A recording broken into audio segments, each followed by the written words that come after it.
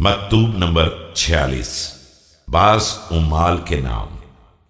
بسم اللہ الرحمن الرحیم۔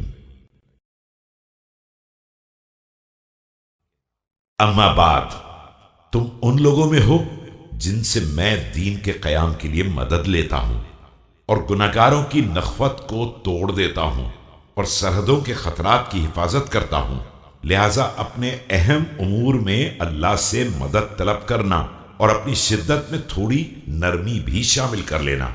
جہاں تک نرمی مناسب ہو نرمی ہی سے کام لینا، اور جہاں سختی کے علاوہ کوئی چارہ کار نہ ہو وہاں سختی ہی کرنا۔ رعایا کے ساتھ تواضع سے پیش آنا اور کشادہ روئی کا برتاؤ کرنا، اپنا رویہ نرم رکھنا اور نظر بھر کے دیکھنے اور کنکھیوں سے دیکھنے میں بھی برابر کا سلوک کرنا، اور اشارہ و سلام میں بھی مساوات سے کام لینا، تاکہ بڑے لوگ تمہاری ناانصافی سے امید نہ لگا بیٹھیں اور کمزور افراد تمہارے انصاف سے مایوس نہ ہو جائیں۔